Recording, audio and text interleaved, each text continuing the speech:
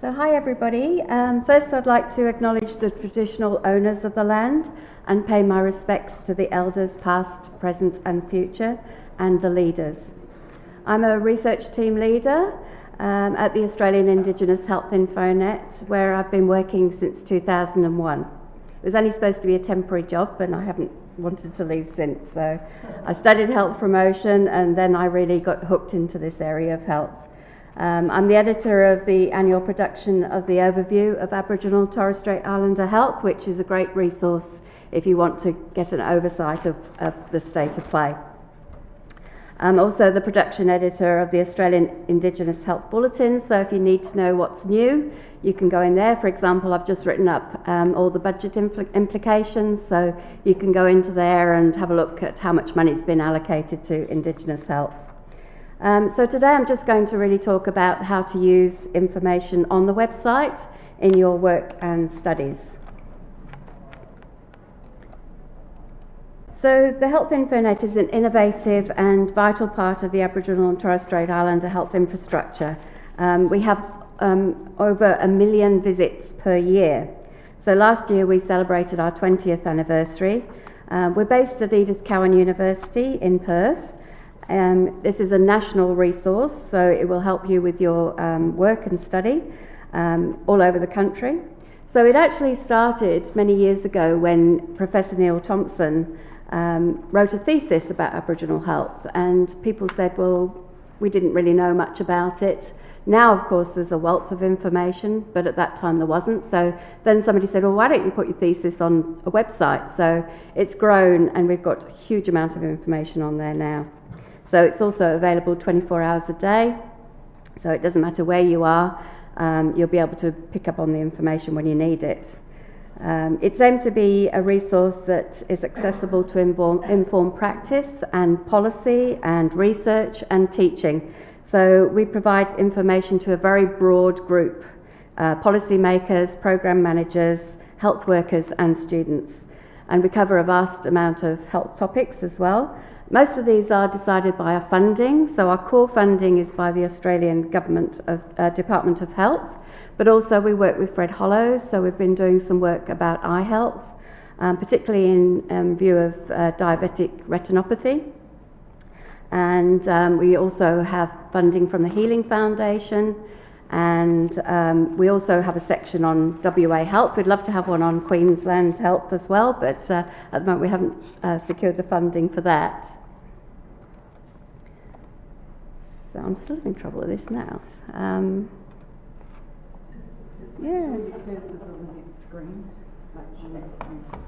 So just make sure this is on here, and it should just. Oh, okay, I'll keep trying. Just you might need to tweak it. Okay.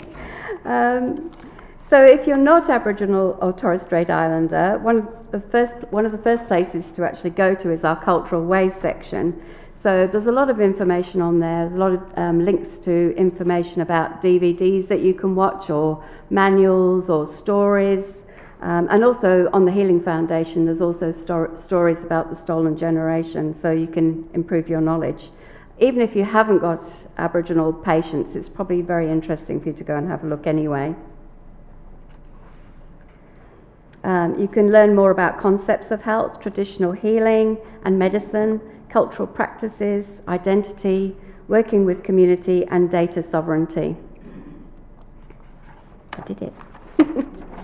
So on the website we've got a number of resources to help you. So the bibliography has 30,000 publications, so our librarians are searching all the time. If the ABS releases a publication, it's on the website usually that day. So if you are studying, there's not a lot of point in going through a vast amount of databases to find this information, because usually we get it in there the very day it's released, rather than you have to wait months before it gets into a database. You also find the health promotion resources very useful, so you can tailor the information. If you want something on diabetes, you can then find, according to the format that you want. If you want an audiovisual resource, or if you're giving a lecture, you'll find all the resources in there. We've got a long list of programs and projects all around the country. So if you're actually going to run a program, then it's worth looking at what's already being done in the community. It might have an evaluation, so you can see what worked and what didn't work. If you're going into community, then it's, or if you're an Aboriginal controlled health service, you can look at what's running around the country as well. So you can see what other people are doing. So we're basically showcasing what people do.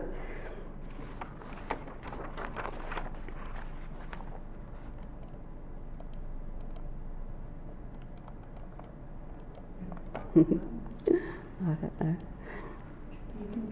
Oh, we go. I did it. Yeah.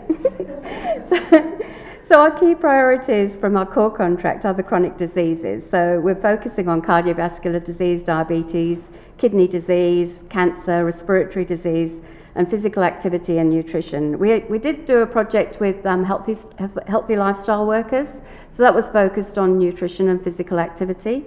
And now we've got a big section on tackling smoking as well, which is run by, at the moment, headed by Tom Karma.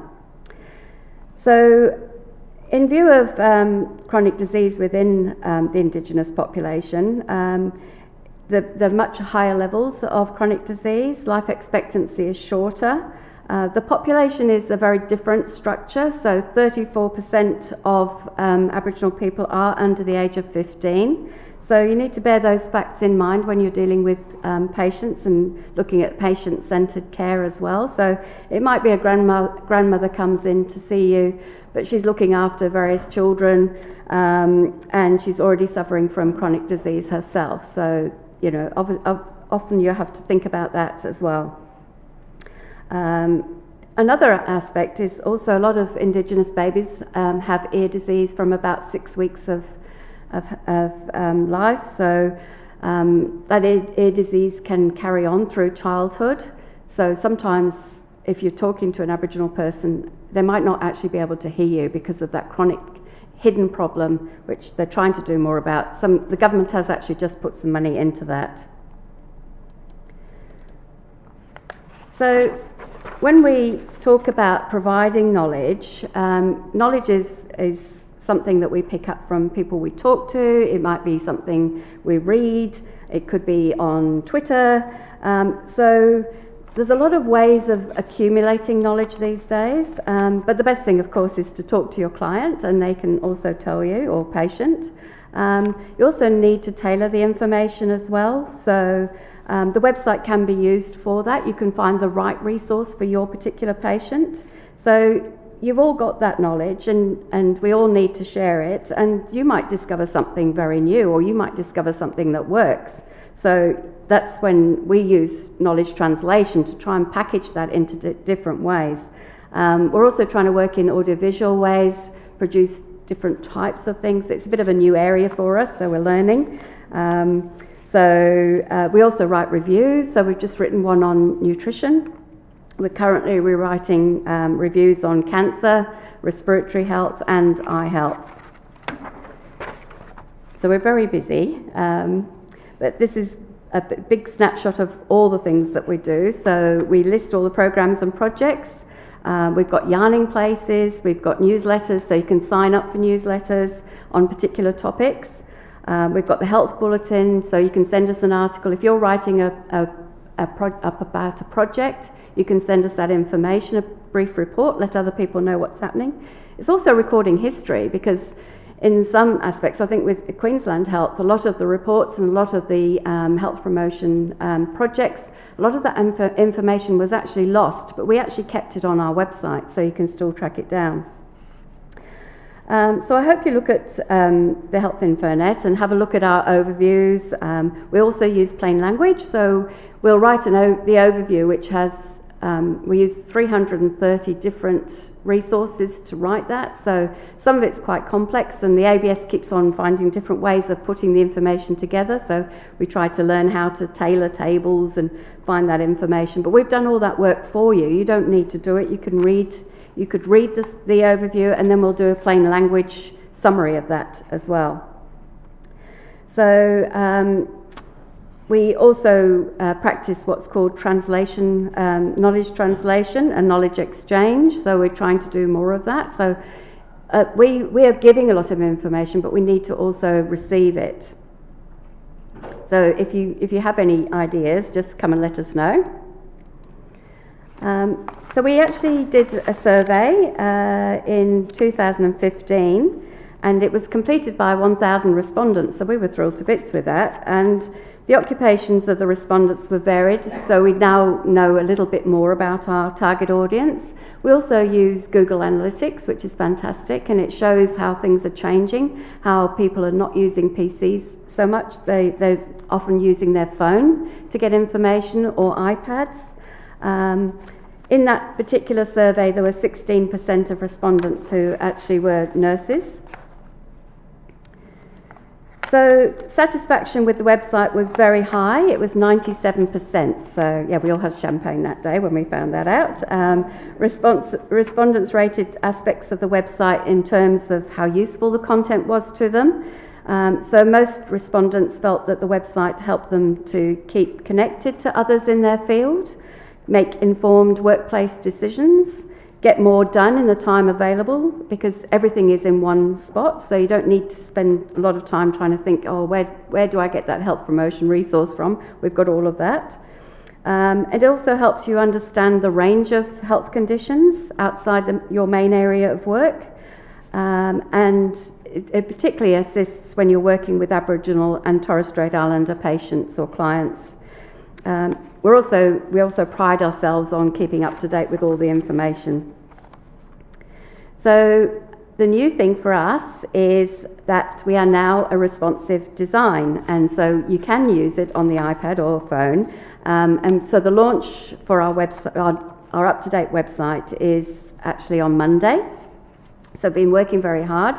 It's actually been very complicated because we had thousands of pieces of information which then needed to be reclassified to help the search. So the search there's still a few little glitches, but hopefully by Monday they'll all be sorted out. There's 28 of us now. There's a few people not on that photo, but the team's grown from, I think there were about 7 when I started there. So now we've had to divide into more streamlined areas. So we've got research, we've got library, marketing, IT and administration. We're taking over a whole corridor now at the university. And so we all hope, and our main aim is to help close the gap. So I'm hoping that you'll have time to have a look at the website, and I do have a stand if you want to come over and I can show you more about the website. But I think somebody told me this message which I thought, and it goes back to that patient-centred care and trying to have the respect for Aboriginal people. And I think the source is Maya Angelou, and she said that people will forget the things you do and people will forget the things you say, but people will never forget how you make them feel. And I think that's particularly important in this field.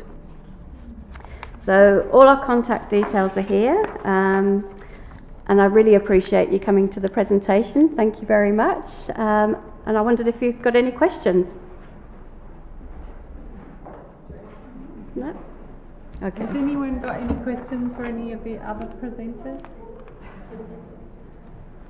Ros, have you got some handouts there for people? Yeah, thank you very much, Okay, Jane, thank for coming. you. Thank you.